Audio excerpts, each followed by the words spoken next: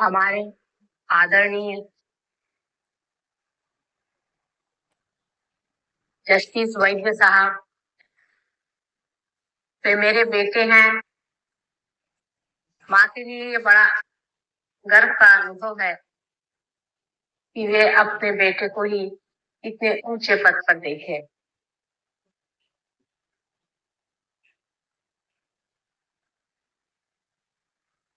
आप सब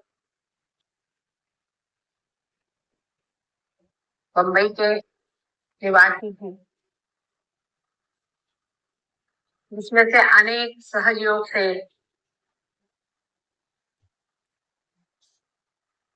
आशीर्वादित हैं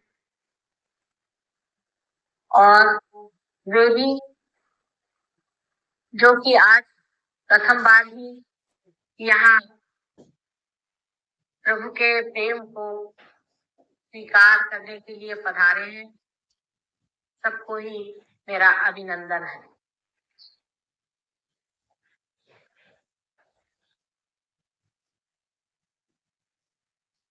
जस्टिस वैद्य साहब ने जो कुछ भी कहा है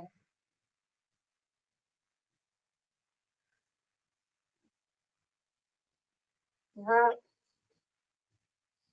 एक प्रकांड पंडित है, अत्यंत विद्वान है।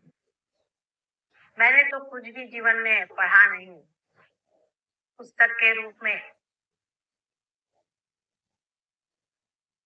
किंतु सारा पढ़ते हुए भी, सब किताब में खोजते हुए भी उनकी दृष्टि में हनुमान जैसी एक आस्था है कि इसमें भी नहीं है, इस शब्दों में भी नहीं है, इसमें सिर्फ संकेत मात्र है, वो चीज अभी मिली नहीं और जैसे ही मिल गई, जैसे ही प्राप्त की, उसे पहचान। ये बड़ी भारी विशेष रूप की आस्था।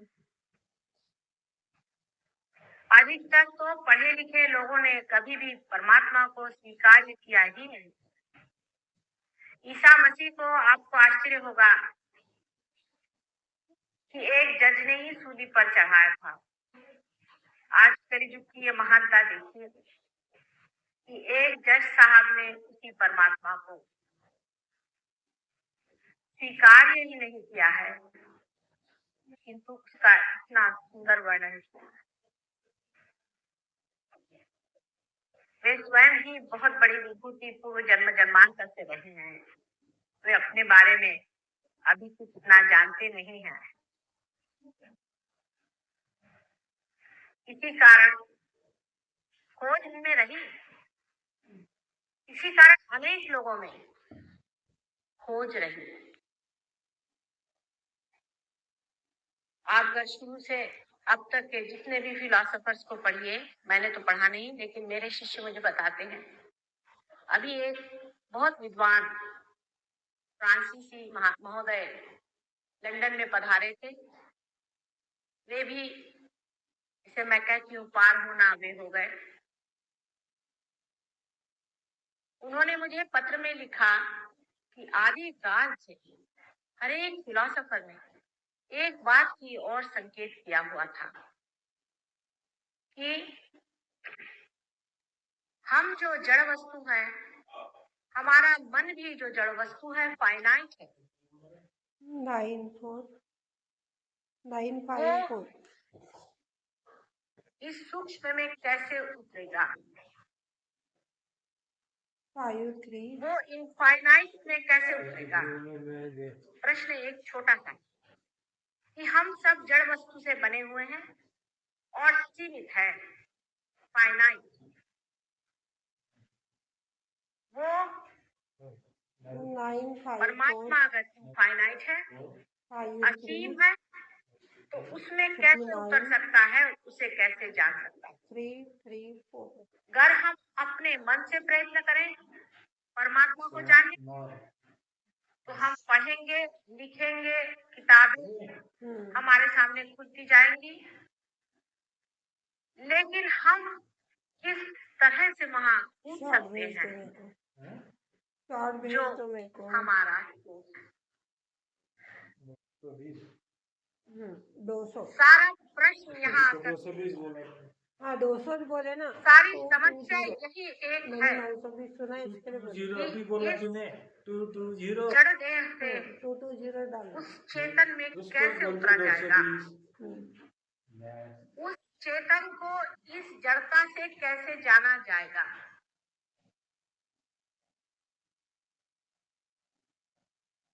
इसीलिए आज तक कभी भी कोई परमात्मा की बात करता है तो लोग उस पर हंसते हैं, ज्यादातर कहते चलो इन्होंने बात की है कि परमात्मा तो है। अगर इधर उधर की कोई और बातें कही जाए कि देखिए संसार कैसे चल रहा है, पृथ्वी कैसे चल रही है, पृथ्वी की इतनी गति होते हुए भी हम लोग कोई गिर नहीं रहे हैं, आदि अनेक तर्क वितर्क दे करके भी अगर बुद्धि से ये मान लिया जाए कि इसके पीछे में कोई एक महान शक्ति है जो इस संसार को चला रही है, तो भी इस मनुष्य के बुद्धि से उसे कैसे जाना जाएगा, उसे कैसा समझा जाएगा। मंदिर में बैठ के भजन गाया गया, सर के बल खड़े हो गए, गर्दनें तोड़ी गई, मेरे को भी दे दो लोटा। योग किए गए, जंगलों में रहा गया, परमात्मा को याद किया गया, किंतु दीवार तो बनी ही रहती थी। इसके लिए कुछ ऐसी बात घटित होनी चाहिए जिससे कि मानव उस इनफाइनाइट में, उस असीम में साइंटिस्ट हिंदुस्तान के अभी उस किनारे पर नहीं पहुंचे हैं जहां पर वेस्टर्न साइंटिस्ट पहुंचे। ये एक दुर्भाग्य ही है। वे लोग उस किनारे पर पहुंच गए, उस कगार पर पहुंच गए जहां से वे कह रहे हैं, जैसे साइकोलॉजिस्ट हैं, मनोवैज्ञानिक, वो ये कह रहे हैं कि अब साइकोसिंथेसिस होना चाहिए किसी तरीके से। माने ये कि हमारा मन अनेक हिस्सों में जो बटा है उसको किसी तरह से एक होना चाहिए। यहाँ तक कि वो लोग हायर सेल्फ की बात करने लग गए हैं, क्योंकि उनके यहाँ बहुत से ऐसे पेशेंट्स आते हैं, वो कहते हैं कि हमने तो कुछ हायर सेल्फ देखा है, कुछ एक अजीब अनुभूति हमें हुई। उनको पेशेंट कहते हैं। इस पर जुटे हुए हैं हर जगह लोग पता लगाने के,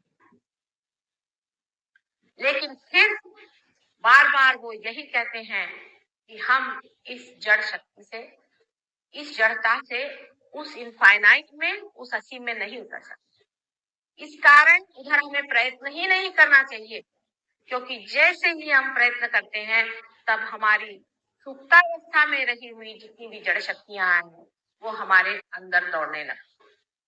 यानी जैसे कि रशिया में इन लोगों ने बहुत प्रयोग किए, अमेरिका में भी बहुत प्रयोग किए। उन प्रयोगों के कारण उनके अंदर से उन्होंने देखा कि गेहूं बहने लग गया, चावल बहने लग गया। किसी ने ये देखा कि एकदम अधांतरी उठने लग गए, यहाँ से टेबल उठ करके उधर जाने लगा, लेकिन दिमाग उनका एकदम घबरा। रशिया में खास लोगों ने इस तरह के प्रयोग किए। उन लोगों की किताबें छपी हुई, कभी आप लोग पढ़ें तो आप भी समझ सकते हैं। वो कहते हैं कि इससे शांति नहीं मिली, हमको अजीब तरह के अनुभव आने लगे। ये कौन सी शक्तियां हैं जो हमारे अंदर आ रही हैं? उनको इस बात का पता नहीं, ये हमारी सबकॉन्शियस की, सुप्त चेतन मन की, जो सामूहिक रूप पे हमारे अंदर से। जो कुछ मरा हुआ है वो भी हमारे ही अंदर से। वो मरे हुए लोग हमारी मदद कर रहे हैं, ये वो नहीं जानते। कुछ साइंटिस्ट मेरे पास आए थे, बहुत बड़े देश के लोग हैं, बहुत बड़े साइंटिस्ट हैं। उनमें से कुछ चंद्रमा पर पहुंचे। वे आकर मुझसे कहने लगे कि माँ, हम ये जानना चाहते हैं कि हम आकाश में किस तरह से उड़े। उन्होंने प्रयोग किए। आपको आश्चर्य होगा कि हिंदुस्तान का साइंटिस्ट उस हद तक पहुंचा नहीं है जो इस चीज को सोच रहा है। हम अभी साइंस में अच्छा है, थोड़े पीछे ही है। मैंने कहा बेटे तुम क्यों उड़ना चाहते हो? अरे तुम तो पहले ही चंद्रमा पे पहुंच गए हो, अब तुम चाहते क्या? कल हम चाहते हैं कि हम आकाश में उड़े बगैर किसी की मदद के। मैंने कहा अगर मैं इसमें कहूँ कि इसमें भूत तुम्हारी मदद करते हैं तो क्या तुम करोगे? पहले हाँ हम तो करेंगे क्योंकि फलाना देश है वो भी यही कर रहा है। मैंने कहा अगर वो लोग भूतों के सहारे जा रहे हैं तो तुम क्यों भूतों में फंसना चाहते हो बेटे? अपनी शक्ति पर। चंद्रमा पर जाना कोई बड़ी भारी जरूरी बात। आज सारा संसार इतना ऊंचा बढ़ गया है। हम लोगों के यहाँ जरूर थोड़े से अभी प्रश्न है वो भी हल हो जाएंगे। खाने पीने के प्रश्न उन देशों में हल हो चुके हैं, अधिकतर प्रश्न इन देशों में हल हो चुके हैं। लेकिन उस संसार के लोग जितने दुखी हैं उतने आग दुखी। घर घर में आग लगी हुई है। बाप बच्चे को खा रहा है, बच्चा बाप को खा रहा है, माँ का पता नहीं, बहन का पता नहीं, एक रव रव कलयुग वहां खड़ा।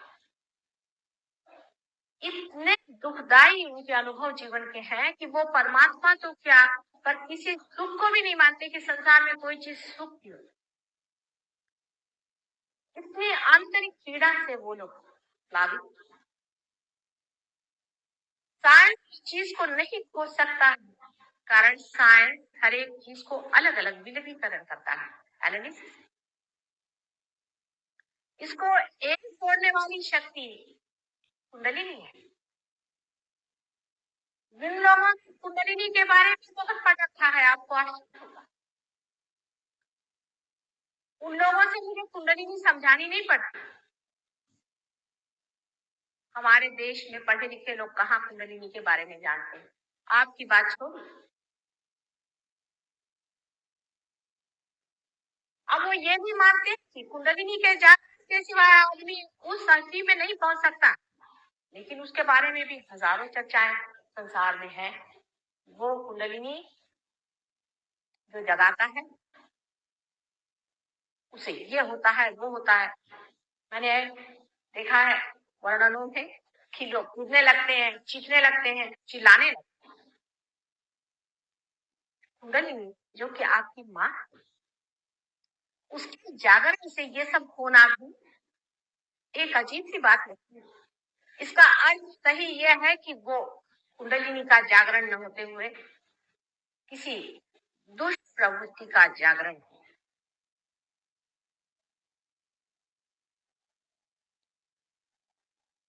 अब रही बात ये कि इस असीम में उतरने के लिए सबने अगर मान लिया है कि कुंडलिनी ही इसका एक अंग है। आप लोगों ने नहीं माना है क्योंकि यहाँ के साइंटिस्ट उसको पढ़ते ही नहीं। मैं क्या करूं? तब फिर ये सोचना पड़ता है कि कुंडलिनी के जागरण के लिए परमात्मा ने क्या व्यवस्था की हुई है। जैसे कि आज का विषय है प्रभु के प्रेम का अनुभव। प्रभु के प्रेम का अनुभव है, लेकिन कोई विश्वास नहीं। जैसे कि प्रहलाद जिनके सामने नरसिंह अवतार हुआ और जिस वक्त उन्होंने पूछा कि तुम्हें क्या चाहिए, तो प्रहलाद ने उनसे सिर्फ एक चीज मांगी, तब चरणा रविंदे, तुम्हारे चरण कमलों में मुझे प्रीति रहे, यही प्रभु मुझे दो। वो प्रहलाद तो आज है नहीं संसार में, और न ही नरसिंह अवतार होने की कोई बात है। इसलिए सब ऐसा लगता है कि झूठा और खोटा। ये झूठी बातें हैं, इसमें कोई अर्थ नहीं। अवतारादि वगैरह सब झूठी बातें हैं, यूं ही लोगों को भरमाने के लिए कहा गया।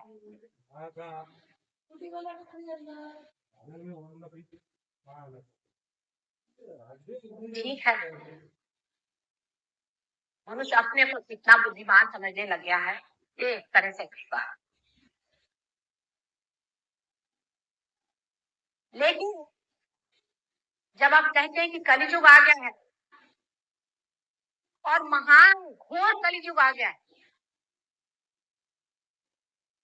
उसके दंश से हरेक आदमी जब पूरी तरह से छटपटा रहा है, कैंसर जैसी बीमारियां शरीर को खा ले रही है,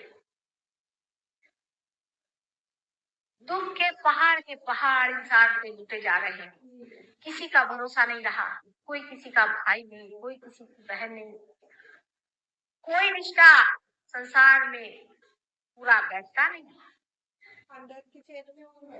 उस वक्त परमात्मा के प्रेम की बात कहना किसे मंजूर होगा? बात कहने की नहीं।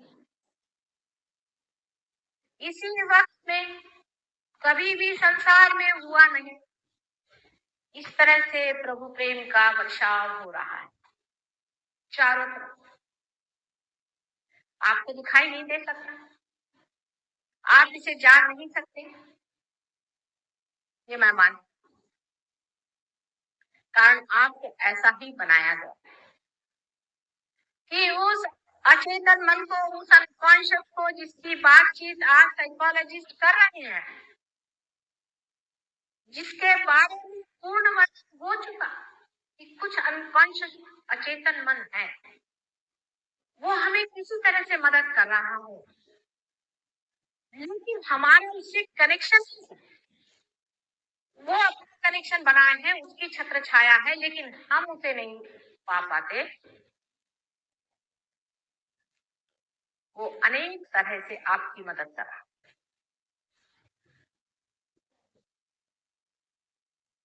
पहली बार आपकी मदद वो इस तरह से कर रहे हैं कि सारे मानव जाति में एक विचार चल रहा है कि समय बचाना चाहिए, समय समय समय व्यर्थ हो रहा है, समय व्यर्थ हो।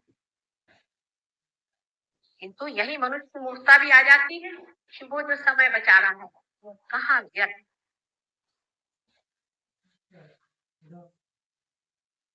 वो एक क्षण भी से सोचे कि समय मैं जो बचा रहा हूँ उसे मुझे कहाँ लगाना है,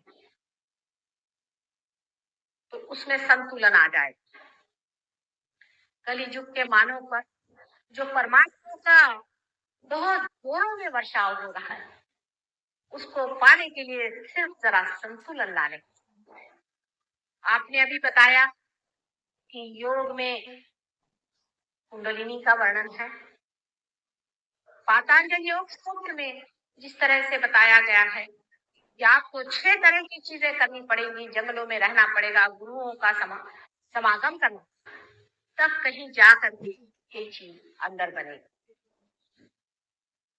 अभी गगनगढ़ के एक बहुत बड़े महाराज हैं, उससे कहने लगे कि माता जी 21,000 वर्ष की तपस्या के बाद मेरे हाथ में वाइब्रेशन फूटे थे और आप इन लोग को यूं ही देते चली जा रहे हैं।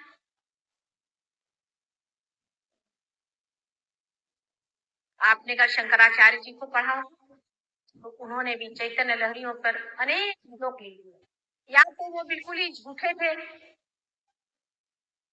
और झूठे नहीं थे, तो वो लहरियां गई कहाँ, जिनके बारे में उन्होंने बताया। परमात्मा जो अचेतन सारे संसार में है, वास्तविक उससे चेतन और कोई चीज है ही नहीं, किंतु हम अचेतन, हम उसे नहीं जान पाए, उसे हम महसूस नहीं कर पाए, उसे हम फील नहीं कर पाते हैं। ये दूसरी बात, हमें उसी बात है। फिर आप किसी भी धर्म के हो, किसी भी व्यवस्था के हो, किसी भी रेस के हो, किसी भी देश के हो, आज कलियुग में उसका साक्षात होना ही पड़ेगा।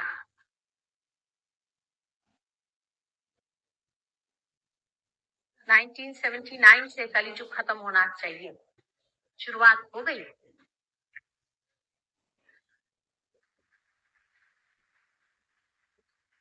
और 1999 में सत्ययुग आने की बात हो, पर बात ही बात नहीं रहनी चाहिए। ये बात ही बात रह सकती है, लोग सत्य को स्वीकार्य न कर। असत्य तो हजार चीजों से भी आप उसको स्वीकार कर लेते हो। कोई भी असत्य हो उसे मनुष्य इतने जोर से पकड़ लेता है कि कोई हद नहीं, लेकिन सत्य पे टिकता नहीं। टिकेगा कि ताड़ना और पीड़ा मानव ने क्यों? एक माँ के हृदय को ये चीजें विदीर्ण कर देती, लेकिन क्या करें, माँ उसके बगैर मानने वाला नहीं, उसके बारे में सोचने वाला नहीं है। मानव बड़ा हठी, बड़ा घमंडी, बड़ा अहंकारी और समर्पित भी हमेशा असत्य ही को रहता है।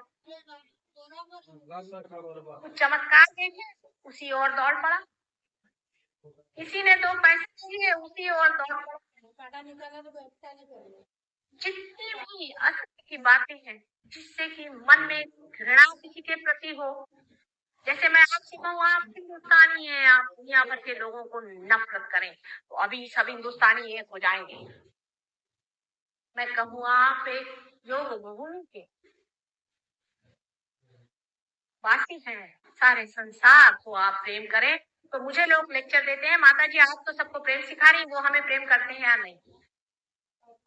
ऐसा मनुष्य को पकड़ हुआ है कि सब हर है, बाहर चला जा रहा है, लेकिन उसे स्वीकार नहीं कर। इतना दुखी है कि असत्य की काम पकड़ के बैठ के उसे छोड़ता ही नहीं, उसी को वो माना हुआ है, यही सब कुछ है।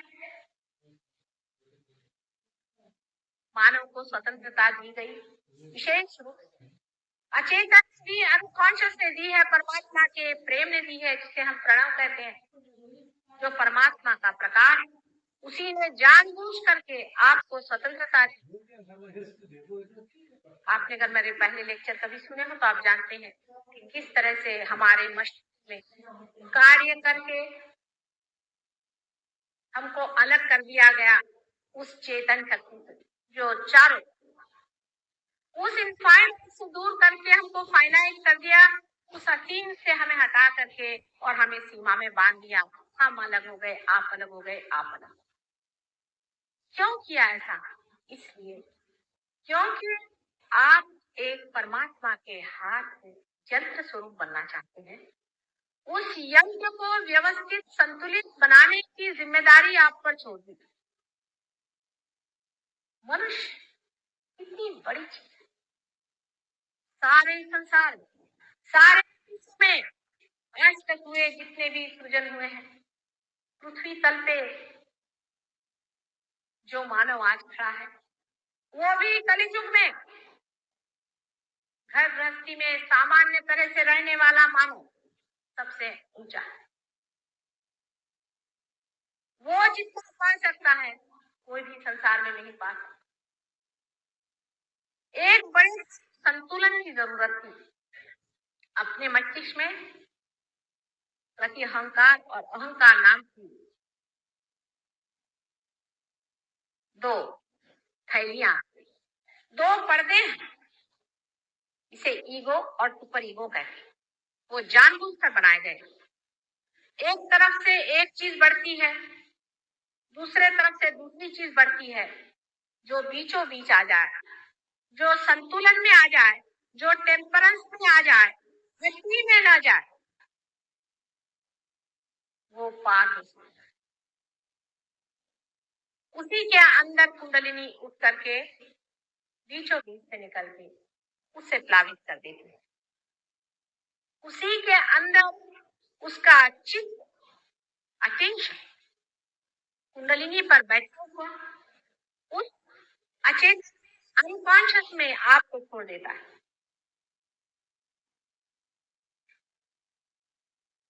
जैसे ही यह घटित होता है वैसे ही ऊपर से अचेतन अंदर बहने लगता है। आप एकाकार उस सागर से मिला, मानो जैसे एक बूंद है सागर में पड़ गया तो सागर हो गया।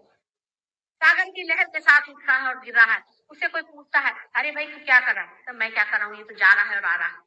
उसके अंदर से लहरें बहना है, उसका अंतर एकदम शांत हो जाता है। ऊपर से धीरे धीरे धाराएं शांति की बहने। ये सत्य, ये मनगढ़ंत बात नहीं है, ये सत्य है, महान सत्य। इसे आप पाइए और पाने के बाद उसे स्थिरता लानी पड़ती। किसी किसी में नहीं, जैसे आप बैठे हैं, आपके लिए जरूरत नहीं, आप जो एकदम पा गए तो वहां पहुंच गए। पर कुछ लोगों में थोड़ी सी स्थिरता लानी पड़ती। कोई हर्ष नहीं, साधन तो मिल गया, पहचान हो गई, आप वहां पहुंच गए और स्थिरता भी लाने के लिए पूर्ण व्यवस्था। उसकी स्थिरता आते ही साथ परम शांति में और परम आनंद में आप उस साक्षी स्वरूप को प्राप्त करते हैं जिसका वर्णन श्री कृष्ण ने कहा था, जिसके बारे में ईसा मसीह ने बताया था, जिसके बारे में सारे शास्त्रों में बताया गया है। चाहे वो किसी भी धर्मग्रस्त का हो, चाहे वो सोक्रेटिस ने लिखा हो, कन्फ्यूशस ने बताया हो, या दत्तात्रेय जी के जितने भी अवतार हो चुके हैं उन लोगों ने जिसके बारे में कहा है वो हो जाता है। आज तक ये लोग जो ऊंचे किस्मत थे, जो ऊंची दशा में पैदा होते थे, वो अपनी बात करते थे और दूसरों को समझ में ही नहीं आता था ये क्या बात करें। उनको 10वें मंजिल की बात दिखाई देती थी, लोग ये पहले ही मंजिल पे रहते थे, उनको समझ ही में नहीं आता था कि ये बात ही क्या हो रही है। सहयोग हमेशा से ही रहा। आज जो आप जानवर से मनुष्य बने हैं वो भी सहयोग से ही हुए हैं, लेकिन आज कलियुग में जो सहयोग है उसमें आप इस सीमित शरीर से असीम में एकाकार हो जाते। ये आपने मुझे आज जो यहाँ पर बुला करके और मेरा आदर किया,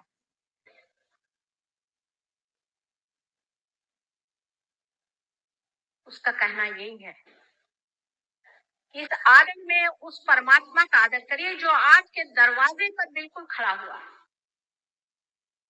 एक क्षण की बात घटित होती है और फिर आनंद की उपलब्धि होती है। लेकिन बहुत से लोगों को ऐसी गलत फहमी है, ऐसा मिसअंडरस्टैंडिंग कि इस तरह की चीजें करने से आप संसार से उठ जाएंगे। ये प्रैक्टिकल बात नहीं होगी। लोग बहुत प्रैक्टिकल की बात करते हैं। माता जी हमसे कहेंगी कि आप सच बोलते रहो हमेशा, और हमारा धंधा कैसे चलेगा। या इस तरह की भी बात बहुत से लोग कहते हैं कि माता जी मैं नौकर पेशा आदमी हूँ, मेरी नौकरी कैसे चले।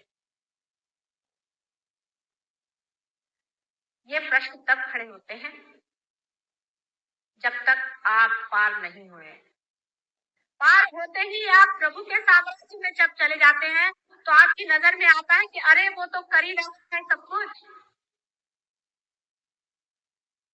एक उदाहरण के लिए बात बताएं कि सहज योग में कोई भी मनुष्य 70 साल से पहले नहीं मर सकता अगर वो पार हो गया है।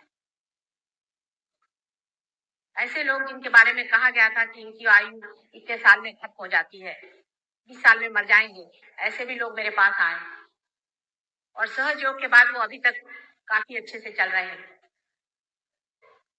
अभी अभी का हाल में एक किस्सा था कि गलती से किसी को ऐसी खबर आई कि हमारे एक सहयोगी जिनकी उम्र होगी 40-45 साल की, उनकी मृत्यु हो गई और उन्होंने मुझे चिट्ठी लिखी। मैंने कहा असंभव, हो ही नहीं सकता। फिर मैंने वाइब्रेशन से जाना कि वो तो जीवित है। उसके बाद मैंने चिट्ठी लिख के यहाँ भेजी और वहां मेरे लंदन के जो डिसाइपल्स थे उनसे भी बताया कि बताओ क्या है। कहले नहीं माँ वो तो जीवित है, क्योंकि जब कोई मर जाता है तो हाथ में एक अलग तरह के वाइब्रेशन आते हैं। तो मैंने जब चिट्ठी यहाँ पहुंची, इन लोगों ने पता लगाया और फौरन मेरे पास कार्ड भेजा कि ही इज हेलन हार्ट।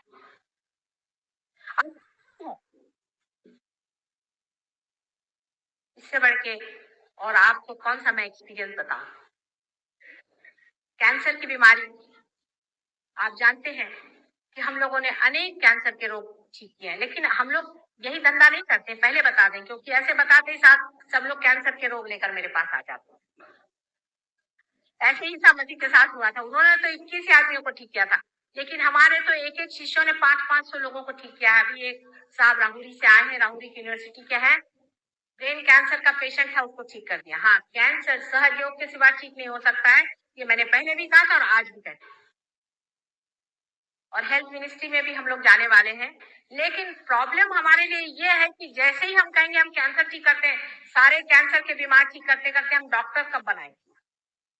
हमको तो लोगों को पार कराना है, और जिस वक्त वो पार होते हैं उनकी कैंसर की बीमारी ठीक होनी ही पड़े। हर एक तरह की बीमारी ठीक होती है। आप कम से कम 20 साल की आपकी उम्र छोटी लगेगी,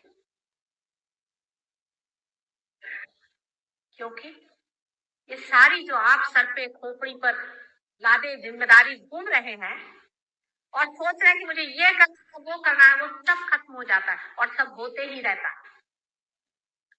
सब काम बनते रहता है, होते रहता है। जैसा हम चाहते हैं वो हो जाना होता नहीं, जो वो चाहता वो होता, और वो जो चाहता है वो अत्युत्तम है हमारे लिए। एक उदाहरण के लिए मैं अपने ही जीवन का एक आपको उदाहरण दूं। मेरे पति पहले, आप जानते हैं, शिपिंग कॉर्पोरेशन में चेयरमैन थे और उनके लिए एक बड़ी भारी नौकरी इंग्लैंड में ऑफर हुई थी, लेकिन किसी कारणवश पॉलिटिकल बात थी तो उनका वहां अपॉइंटमेंट नहीं हुआ और कुछ नीची तरह की नौकरी मिली तो उन्होंने जाना ठीक नहीं था। लेकिन मैं मजे में मस्ती में थी। उन्होंने कहा तुम्हें कुछ नहीं लगता? मैंने कहा मुझे क्या फर्क पड़ने वाला, मैं जहां भी हूँ मुझे तो इसमें कोई फर्क नहीं पड़ने वाला, तुम क्यों परेशान हो? मैं तो बहुत आनंद से, और जो कुछ होता है सब भले ही के लिए होता है, ऐसा ही सोचना चाहिए। परमात्मा का हर एक चीज में कोई ना कोई संकेत है। मैंने कहा अगर आप नौकरी को इतनी बड़ी चीज समझते हैं तो उसमें भी परमात्मा का कोई संकेत ही होगा। उसके अगले ही साल बड़ा भारी चुनाव हुआ और 176 देशों ने उनको चुन करके इतने ऊंचे पद पर बिठाया कि जिस आदमी की जगह वो जाना चाहते उसके भी खोपड़ी पे जाकर बैठे। तब उनको बड़ा आश्चर्य हुआ और मैंने कहा नहीं आते तो भी मैं सोचती ठीक ही है। तो हिंदुस्तान छोड़ करके जब बाहर देश में जाना है तो लोगों ने कहा कि माता जी आपका तो कार्य क्षेत्र आप कहते हैं कि हिंदुस्तान है और ये योग भूमि। मैंने कहा योग भूमि तो है, लेकिन जितने योगी हैं सब इधर ही पैदा हुए हैं, क्या करें? सच बात। आपको आश्चर्य होगा कि हिंदुस्तान के सारे योगी आजकल उधर ही पैदा हुए हैं, यहाँ नहीं। यहाँ तो कीचड़ जैसा मुझे लगता है, आप माफ करें, लेकिन है। उन लोगों को आप एक एक को देखिए तो आपको आश्चर्य होगा कि कितनी महान व्यक्ति, उनके लिए परमात्मा कितनी बड़ी चीज है, उनके खोज में कितनी सच्चाई है, कितनी गहराई है। सर्वस्व अर्पण करके भी वो चाहते हैं कि हर पल उसी में बने। अभी एक साहब यहाँ आए थे, वो भी यूनाइटेड नेशंस में बड़े भारी ऑफिसर हैं, हमारे लोगों से मिले। ये लोग दंग हो, कहने लगे मुझे सिखाओ गणपति की पूजा। लोगों ने पूछा तुम गणपति की पूजा करोगे, तुम तो ईसाई हो। नहीं, मैं ईसाई नहीं हूँ, मैं किसी धर्म का नहीं हूँ, मैं सहज योगी हूँ। गणपति के बगैर कुछ नहीं हो सकता। पूजा क्या? पूजा भी उसी असीम में उतरने की बात। नमाज क्या है? उसी असीम में उतरने का मंत्र है। प्रेयर क्या है? उसी असीम में उतरने की एक व्याख्या है। लेकिन बगैर परमिशन के, बगैर कनेक्शन के कोई भी इसका अर्थ नहीं है। आप करते हैं किसकी पूजा करें, किसी काम का नहीं। आज ही एक स्त्री हमारे पास आई थी, उससे कहने लगे कि माता जी मुझे हृदय की बहुत तकलीफ है। मैंने कहा तुम कौन सा मंत्र कहती हो? कहले मैं कहती हूँ ओम नमो शिवाय। देखिए कि शिव का नाम, शिव तो हृदय में बैठे, उनका हृदय में इंसान जिसने शिव को पा लिया उसका हृदय इधर से उधर होना असंभव, और वो ओम नमः शिवाय का जप करी और हृदय उनका प्राप्त, ये कैसे? मैंने एक ही बार उनको याद करते ही उसका हृदय एकदम शिव जी जाग गए वहां पर। क्या अंतर है उनमें मुझ में? एक ही अंतर, मेरा शिव जी से कनेक्शन है, मैंने उनसे परमिशन ली हुई है। जैसे किसी के घर पे आपको जाना है तो आपको उससे परमिशन लेके जाना पड़ती है। अब जस्टिस वैद्य के यहाँ आपको अगर जाना है, आप जाके दरवाजे पे ठोका मारेंगे तो वो आपको पुलिस में बंद करवा देंगे, लेकिन आप कायदे से उनके पास पहुंचे तो वो भी आपकी आवभगत करेंगे, कहेंगे बैठिए आइए विराजी। कनेक्शन के बगैर जितनी भी पूजा अर्चा आदि होती है और वो भी अति जब जाती है संतुलन से परे, उसका नुकसान होता है।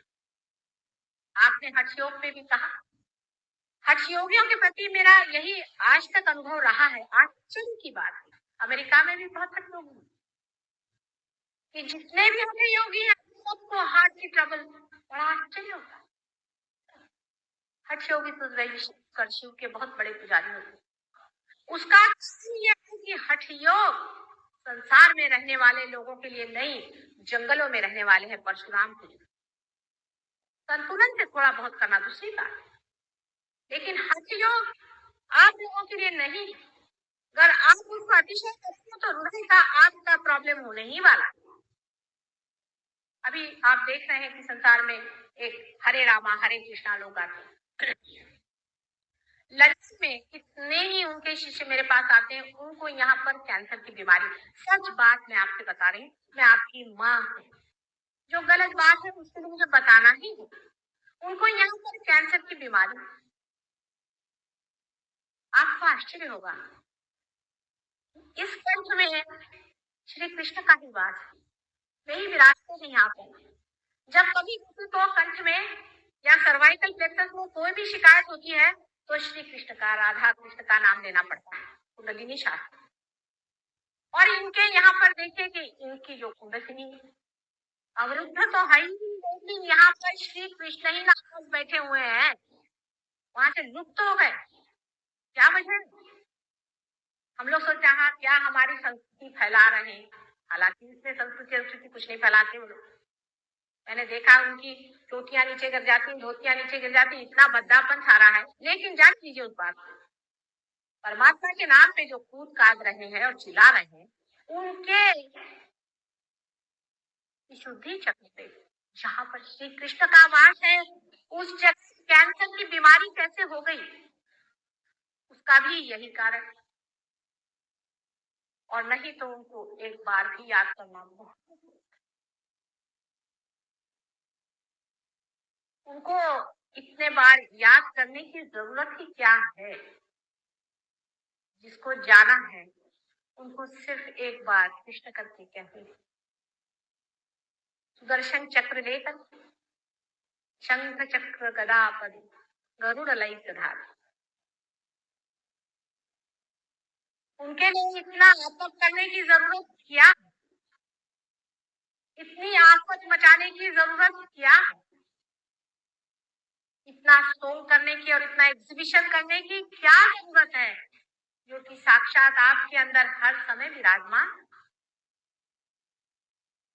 किंतु आप अपनी करते हैं,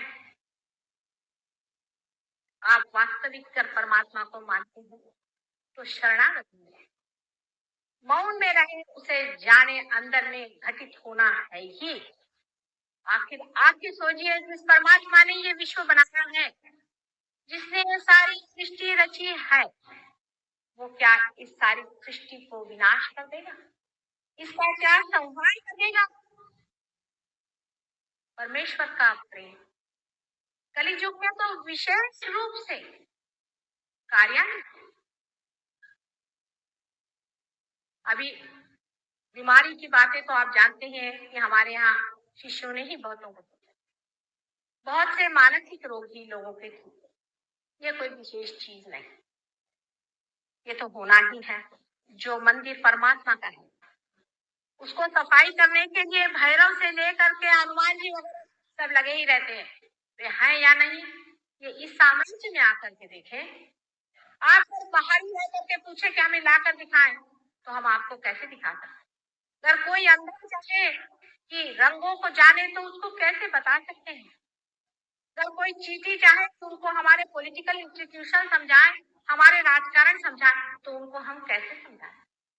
आप परमात्मा के राज्य में आए, उसके अंदर प्रवेश करें, और फिर बिल्कुल फ्री है कुछ करने का।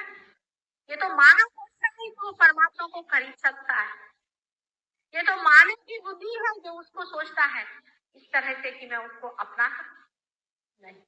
उसमें समाज हो, उसमें समर्पित होना पड़ेगा। आप आइए इस साम्राज्य, परमात्मा के प्रेम के साम्राज्य में आने से आप अनेक सहयोगी यहाँ पर हैं, उनके अनुभव अगर लिखने जाओ तो न जाने कितनी किताबें हो जाए, लेकिन सहयोगी बहुत धीरे धीरे बनता है। जैसे कि भूतों की संख्याएं अनेक होती हैं। कोई अगर भाषण देता है तो उसके हजारों लोग शिष्य हो जाएंगे, क्योंकि वो आप पे मोहिनी मंत्र डाल देगा, आप मोहिनी वक्त सुनते रहेंगे। जब भाषण खत्म होगा पता नहीं चलेगा, आपका दिमाग खराब हो जाएगा, आप विचित्र लीलाएं करने लग जाएंगे। आपके बीवी बच्चे कहेंगे कि ये पता नहीं कैसे साधु जी के ये हो गए कि बीवी को सुबह शाम मारेंगे, उधर साधु बाबा के पास जाके बैठेंगे,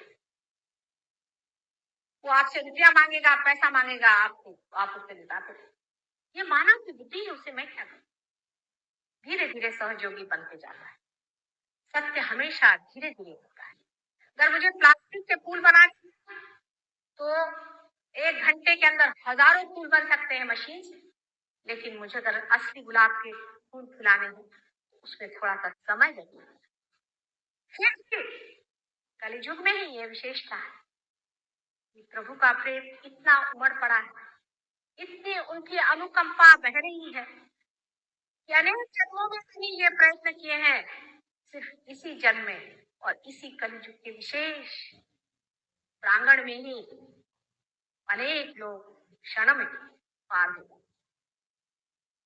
सर्वसाधारण, अत्यंत साधारण लोग। कृष्ण ने भी, उसके जमाने में हमने भी बड़ी मेहनत की थी गोप गोपियों को पार कराने की, खास जमाने में क्राइस्ट में कोई भी शिष्य पार नहीं हो सकता। बहुत मेहनत किया, बड़ी मेहनत करी, कोई नहीं पार हो सकता। उस जमाने में आप भी थे, आप लोगों में से भी कुछ लोग थे। आज वही लोग बैठे हुए हैं, आप कोई आज के नहीं है, जन्म जन्मांतर के खोजने वाले हैं। आप जंगलों में घूमते पहले जमाने में, गुरुओं के पास में भागते रहे, हजारों वर्ष की आपकी जिंदगी है, आज आप उसको फलीभूत होने के लिए अगर आए हैं, अब क्षण में हो जाता है, उसमें शंका है? इसका वचन बहुत पहले दिया गया था कि कलयुग में ही ऐसा कब आएगा, और वो हो रहा है। इसमें इतना आश्चर्य क्यों, इसमें इतनी शंका क्यों, इतना वितर्क क्यों, इतना विलंब क्यों? सहयोग में आने से आप जानते हैं कि 7 चक्रों का खेल है। विशेषकर आप लोगों को हिंदुस्तान में लक्ष्मी जी की बड़ी परवाह लगी रहती है, और देशों में नहीं। और देशों में तो लोग भिखारियों के देश में घूमते हैं, वो तो तंग आ गए लक्ष्मी जी की कृपा से कि भर पाए, अब नहीं चाहिए लक्ष्मी जी। अभी मैं गई थी मोम्बासा में, तो वो लोग कह रहे थे कि माता जी लक्ष्मी जी तो बहुत है, लेकिन आप शांति दीजिए, हमारे तो बीवियों के दिमाग खराब हो गए, हमारे तो घरों में आफत पड़ गई, सब बच्चे पागल हो गए, मेंटल डिरेंजमेंट है, सबसे ज्यादा यहाँ पे सुसाइड्स होते हैं। अमेरिका में भी यही हाल। जहां जाइए, जहां जहां पैसा बहुत है, वहां वहां ज्यादा पागल है। लेकिन सहज योग में लक्ष्मी जी की भी कृपा बरसती है, उसका भी संतुलन आता है, उसका भी संतुलन आता है। आप उस साम्राज्य में जाते हैं, उस विशेष आशीर्वाद में उतरते हैं जो सारा ही कार्य ऐसा बनाते जाता है कि आपका सारा ही मार्ग सुलभ और सहज। हमारे यहाँ से बहुत से लोग हैं जो इसकी शहादत देंगे, विटनेस देंगे, साक्षी देंगे।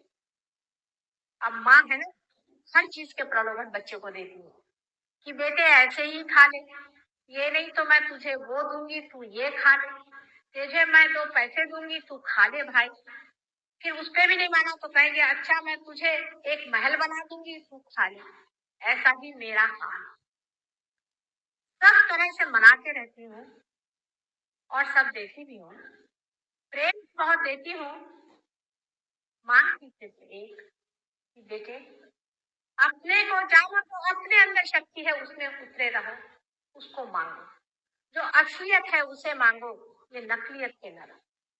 आज कितना भी आपके पास ऐश्वर्य हो, कितनी भी संपदा, कितना भी आपके पास पावर हो, आप कितने भी उच्च पद पे हो, महारानी हो, महाराजा हो,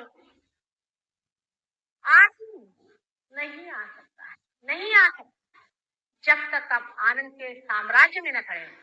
और जब आनंद के साम्राज्य में खड़े हैं तब आप हर हालत में ही बादशाह, महारानी आप, आपको कोई खरीद नहीं सकता, आपको कोई जीत नहीं सकता, आप जीते हो बादशाह।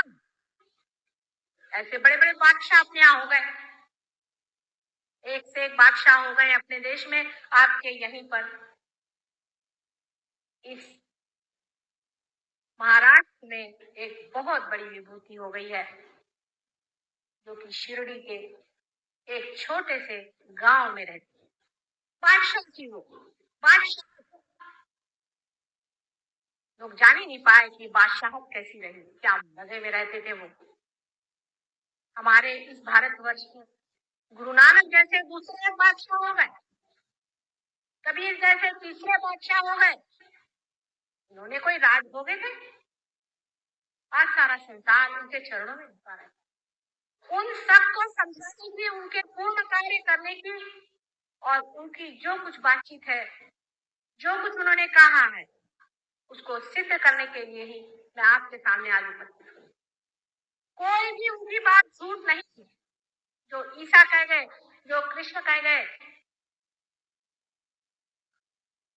जो गीता में है, जो वेदों में है, जो बाइबल में है, जो कुरान में है, सारी बातें मैं आपके सामने सिद्ध करके दिखाना चाहिए। सीखने को तो मैं बहुत साधारण सीखती, ठीक, मेरे ही अंदर से वो शक्ति आपको सिद्ध करके दिखा सकती कि जो अचेतन है, जो अनकॉन्शियस है, वो किस तरह से काम करता है। जब आप पार हो जाते हैं, हर एक उंगली पर, हर एक जगह पर आपके चक्र हैं, वो बताता है देखो यहाँ पर इनको प्रॉब्लम है, यहाँ पर इनको शिकायत है, उंगलियों पर। माने वो शब्दों में नहीं बताता है, आपको जला के बताता है, ठंडा करके बताता है। जैसे आपके अंदर ठंडी ठंडी लहरें भरने लगी, वो आशीर्वाद रूप से चला आ रहा है, ठंडा ठंडा हिमालय से, जैसी कि कोई धाराएं चली आ रही।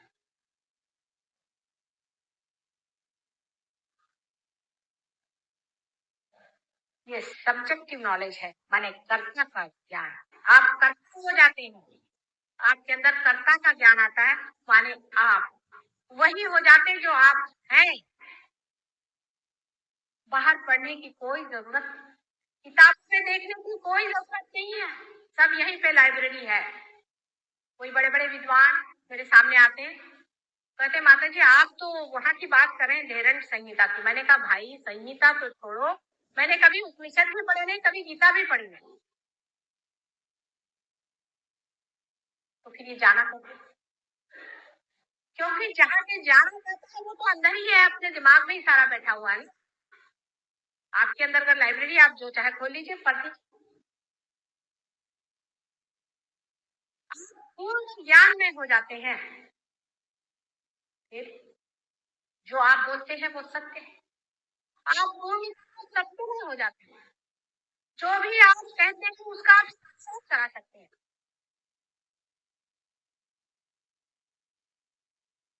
आपके हाथ से कुंडलिनी यूं उठेगी। मेरे तो छोड़ दीजिए बात, यहाँ पर ऐसे अनेक लोग यहाँ पर हाजिर हैं जो आपके ही जैसे दिख रहे हैं, उनके सिर्फ इशारे पे कुंडलिनियां उठती, हजारों उठती। विश्वास अंधा मत करिए, इसको आप जानिए। लंदन में मुझे बड़ा आश्चर्य हुआ कि एक साहब ने मेरे फोटो पर 6 आदमियों को पार कर दिया।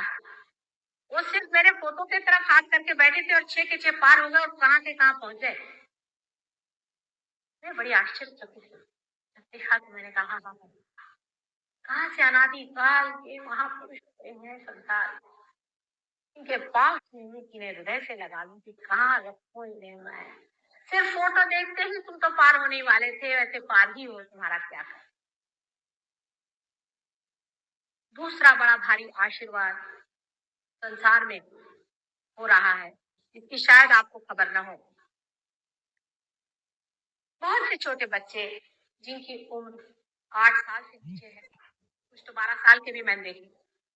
अमेरिका में भी है, लंदन में तो बहुत है, और यहाँ पर भी है।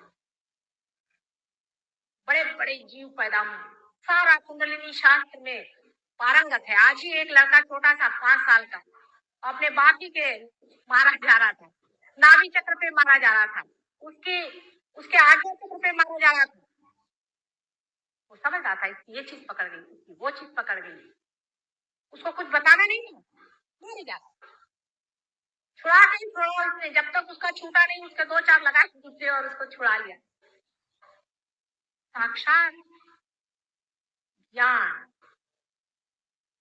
उनका एक हाथ का इशारा, उनकी एक एक चलन, उनकी एक एक बातचीत, सब में ज्ञान। हमारी भी एक नातिन है, दोनों नातिन मेरे बहुत पहुंचे हुए हैं, दोनों ऐसी पैदा हुए। बड़ी एयरपोर्ट पे हम लोग गए तो यूं यूं यूं हाथ चला लगे। मैंने कहा क्या कर रही नानी, सबको बांध रही, इतने कितने काले यहाँ पे घुसे हुए। काले का मतलब उनका होता है, जिसे आप कहते हैं नेगेटिव, सबको बांध रही है। इतनी छोटी सी 3 साल की थी तो बताने लगे कि सहयोगियों से बताती थी, देखिए हमारा मन जो है घोड़ा है, घोड़े ये घोड़े को अपने ऊपर मत बैठने दीजिए और हमेशा सफेद घोड़े पर बैठना। देखिए कलयुग में कहा गया है कि सफेद घोड़े पर सवारी हो। 3 साल की उम्र में छोटा बच्चा है। ऐसे बच्चे हमने देखे हैं जो आपके भारतवर्ष में भी, मैं कहती हूँ कम से कम 300 बच्चे मैंने देखे हैं। क्योंकि कितना भी रो रो कलयुग हो, ये लोग जन्म लेंगे ही, आए। और इसके अलावा राक्षस भी जन्म ले रहे हैं, नहीं तो कलयुग रंगेगा कैसे।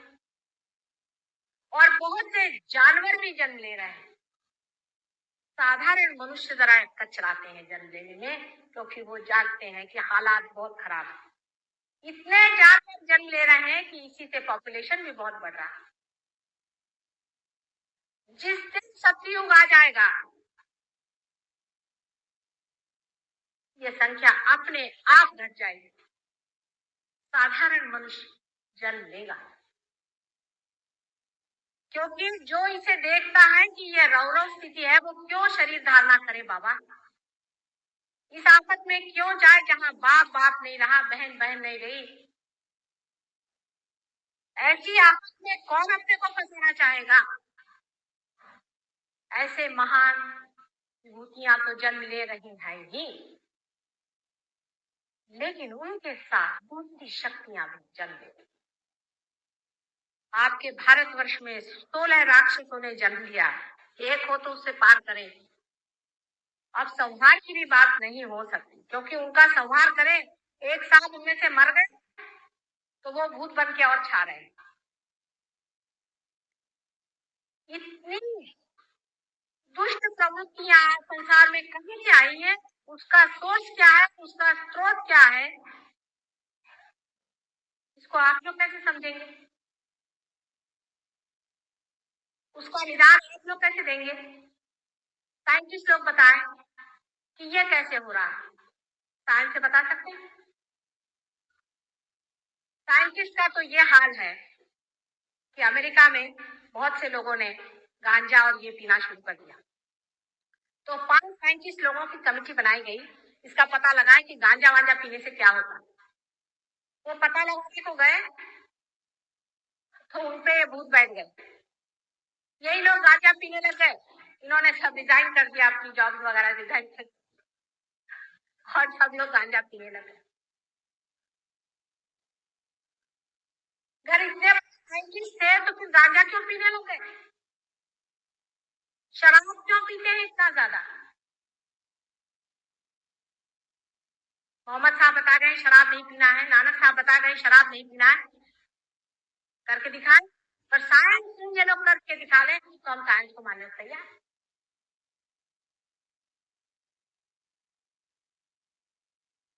ये लोग क्या खुश हैं?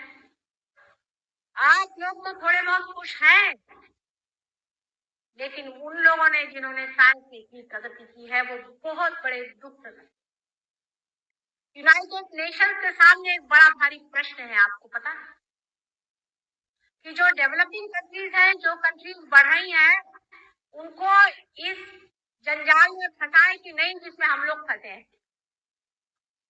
नेपाल के बारे में विशेषकर लोगों ने ये रिपोर्ट दी कि यहाँ लोग गरीब जरूर हैं लेकिन बहुत खुशहाल हैं, बहुत आनंद में हैं। आप क्यों इनका सत्यानाश करना चाहते?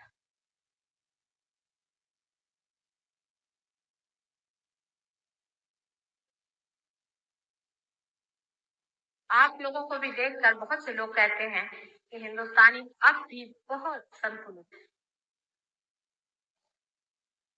अब भी बहुत ठीक है, अब भी इतनी दुख की पराकाष्ठा में नहीं पहुंचे। इनको क्यों तुम लोग डेवलप करके और इस चक्कर में फंसा रहे हो जिसमें हम लोग फंसे? फिर हमको ये सोचना है, क्या हम शॉर्ट सर्किट कर सकते हैं? क्या हम इस प्रगति को किसी तरह से छोटा कर सकते हैं? बिल्कुल कर सकते हैं हम, क्योंकि आप ही का अधिकार है। आप उस असीम को पालें जो कि सभी कार्य है, जो सभी साइंस है, जो सब कुछ है, उसी को आप पालें, उसी के बराबर केंद्र बिंदु पर आप पहुंचे। सहयोग परमात्मा का प्रेम का आविष्कार। आज तक आप लोगों ने परमात्मा के प्रेम को जाना नहीं था क्योंकि आपका कनेक्शन नहीं था, पर कनेक्शन मात्र हो। जो लोग इस हॉल के अंदर बैठे हैं वही ना तो मेरा भाषण सुनेंगे।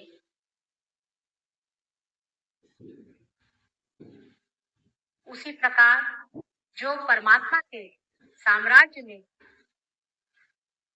आ जाएंगे वही उसका सर्वव्यापी स्वरूप हर एक कण में बैठी हुई बात जिसे कहते हैं, उसका सारा सिद्धांत कोई शंका रही नहीं जाएगी। क्या कमाल है, क्या चमत्कार है।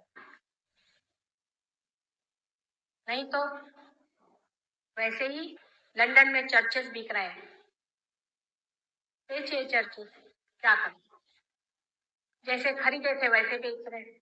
आश्रम बिक रहे हैं हिंदुस्तान में।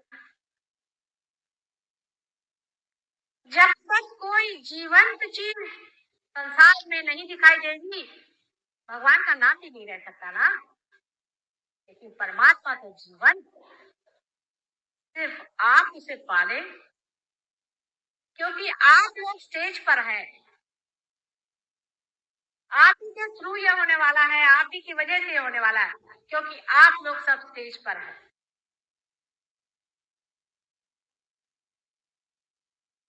आप ही की कार्य कुशलता है, आप ही को संसार में दिखाना है। संसार डूब गया, विध्वंस हो गया, तो उसकी जिम्मेदारी आप लोगों पर है और किसी पे ना हो। सुनने में बहुत फैंटास्टिक लगता है, आजकल के युग के आदमी को विश्वास नहीं होता कि ऐसे हो सकता है। ये तो विश्वास की बात नहीं, माता जी तो कुछ ऐसी बात कहती हैं। लेकिन यही सोचिए, अनमोल हीरा आपको मिलने वाला है क्षण में, उसे आप ले लो। आप लोग मेरी ओर थोड़ा हाथ करके जरा बैठे थोड़ी देर।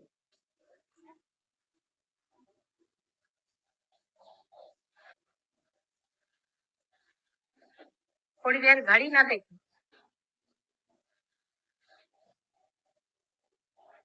ये महत्वपूर्ण है, सबसे महत्वपूर्ण यही है।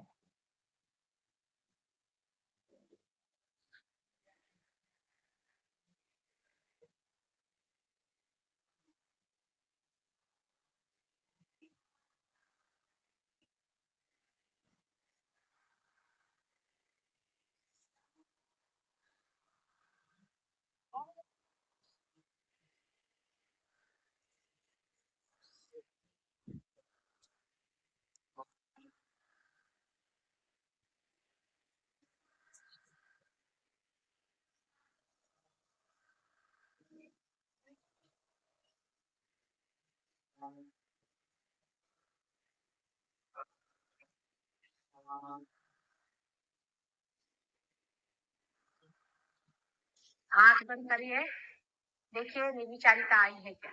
किसी किसी को तो ठंडा ठंडा भी आ रहा होगा, लेकिन निर्विचारिता पहले आती है।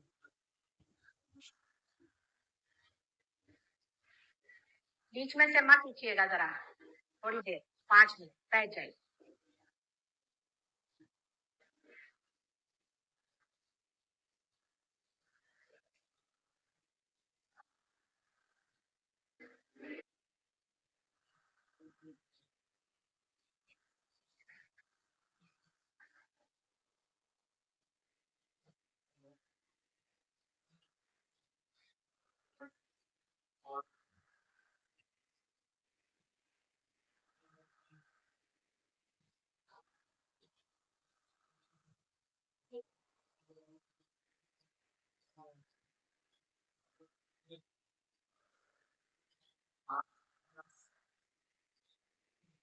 पैर सीधे रखिएगा, दोनों पैर सीधे।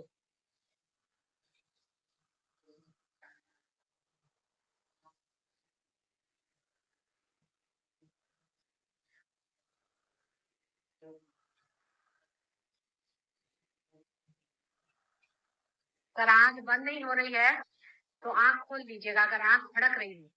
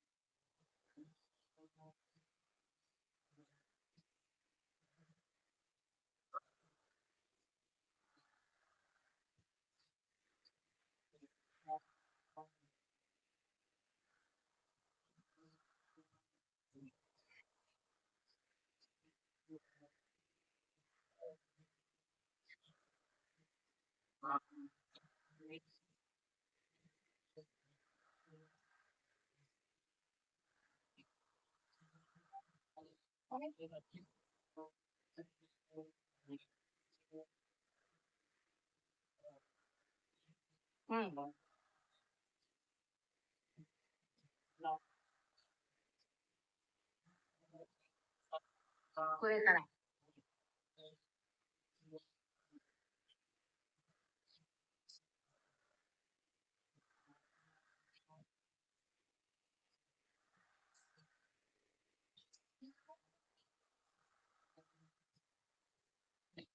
आप लोगों में से बहुत से लोगों में निर्विचारिता आई है, मैं जान रही हूँ। मतलब आंख बंद करने पर अगर आप मन की ओर देखें तो कोई विचारधारा नहीं आती। अगर निर्विचारता मात्र हो सिर्फ, तो ये सोचना चाहिए कि कुंडलिनी जागृति हो गई है, आज्ञा चक्र को वो लान रही है और आपके ऊपर का जो हिस्सा है जिसे हम सहस्त्रार कहते हैं, ब्रेन, उसमें वो छा गई, लेकिन अभी यहाँ से पार नहीं। लेकिन किसी के हाथ में अगर ठंडी ठंडी हवा आ रही है तो समझ लेना चाहिए कि ब्रह्मरंध्र खुल गया। हर हालत हम लोगों का प्रोग्राम फिर से बाल मोहन में है और बाहर आपको फोटो मिलेंगे, फोटो लेके जाएंगे। फोटो पर भी आप थोड़ा प्रयोग करें। फोटो की ओर दोनों हाथ करके पहले बैठें। अगर आपको ठंडा हाथ में आ जाए तो सोचना कि ठीक, कोई भी बीमारी हो, हर चीज के लिए आप फोटो उपयोग में ला सकते, लेकिन फोटो की इज्जत रखिएगा। इधर उधर फोटो नहीं फेंकना, उसके साथ में सब लगे हुए हैं। उसमें से जब ठंडी ठंडी हवा अगर आने लगे तो कोई प्रश्न ही नहीं, सब ठीक ही है। अगर समझ लीजिए नहीं आए, गर्म आने लगे, इसका मतलब है आपकी तबीयत नहीं ठीक है, आपको अंदर से कोई शिकायत है, तकलीफ है। विशेषकर इस हाथ में अगर गर्म आ रहा हो तो आप एक हाथ जिससे गर्म आ रहा है उधर फोटो तरफ करें, दूसरा हाथ बाहर की ओर। किंतु अगर आपके हाथ में कोई कंपन हो रहा है, हाथ थर-थर कांप रहे हैं, आपकी आंख पलक रही है, इसका मतलब है कि आप पे बहुत बुरी तरह का नर्वस टेंशन है। आप ऐसा करिए कि दोनों हाथ फोटो की तरफ रखें, उसके सामने एक कैंडल या कोई दीप जला दें और दोनों पैर आप पानी में रखें। पानी में रखते ही इधर से वाइब्रेशन फोटो से आएंगे और पानी में चले जाएंगे। ये भी कितनी बड़ी बात है कि फोटो में ही वाइब्रेशन आ गए। आप बताइए कितना कमाल परमात्मा ने कर। फोटो में ही वाइब्रेशन आ रहे हैं और बहुत जोरों में आते हैं, इतने नहीं कि मेरे जितने हैं, लेकिन तो भी काफी। आप लोग फोटो ले लीजिए यहाँ से बाहर है और उससे आप वाइब्रेशन सीखें। कोई भी बीमारी आपको हो, कोई भी तकलीफ हो, आप देखिएगा आपकी चली जाएगी। अगर आपको नींद की शिकायत हो, अगर आपको बहुत शरीर में विचलन हो, दिमागी परेशानी हो, आपके घर में कोई आदमी अगर पागल हो, कोई भी तरह की शिकायत हो, आप सब कुछ उस पर ट्राई करें। लेकिन अगर आपके अंदर से ठंडा ठंडा आ रहा है तो आप किसी भी बीमार को भी ठीक कर सकते हैं। आप अपना एक हाथ फोटो की तरफ करें और दूसरा हाथ उस आदमी की तरफ करें, क्योंकि तो आप अंदर से खोखले हो गए, आपके अंदर से वाइब्रेशन जाना शुरू हो। आप लोग इसका अनुभव करके देखें और बाल मोहन में भी आप लोग अवश्य पधारें। वहां पर विशेष रूप से और मैं आपसे बता सकूंगी इससे आगे क्या करना। 7 दिन के अंदर आपके अंदर अगर ठंडक हवा नहीं आने लगी तो आप दोनों हाथ फोटो की ओर रखे और पैर पानी में रख दीजिए, एक दीप जला दीजिए। हो सकता है कि आपके अंदर कोई बड़ी बीमारी हो जिसका आपको पता नहीं, और हो सकता है कि आपके ऊपर कोई भूत बाधा हो गई हो, कोई आप पर ऐसी बात आ गई। आप दोनों हाथ फोटो की ओर करके और दोनों पैर पानी में किसी बेसिन में नमक डाल के रखें। थोड़ा सा गुनगुना पानी हो, अगर ठंड हो तो आप प्रयत्न करें और देखिए इससे कितना लाभ होता है। बाल मोहन में भी जब आप आइएगा तो मैं आपको आगे की बात बताऊं। इसका शास्त्र बहुत कठिन है, ये तो बात सही है। इंजीनियरिंग बहुत कठिन है, लेकिन इसका कार्य बहुत ही सहज और सरल है। जैसे कि एक आप लाइट जलाना है, एक आप स्विच ऑन कर दीजिए, बहुत ही सहज है। और वो फोटो में आप उसे देखिएगा, आपको उसका लाभ होगा। आप लोगों से मैं इतना ही कहना चाहती हूँ कि मेरा विश्वास रखें कि परमात्मा साक्षात है, हर जगह स्थित है और आप पर अत्यंत प्रेम। मेरा जो प्रेम आप देख रहे हैं वो उन्हीं का प्रेम है और वो आपसे इतना प्रेम करते हैं, इतना प्रेम करते हैं कि आपको ही आज सरताज बनाया हुआ है और आप ही के अंदर से ये उनकी महान लीला संसार में रहने वाली। बहुत बहुत धन्यवाद आपका। आशा है फिर से आपसे मुलाकात हो।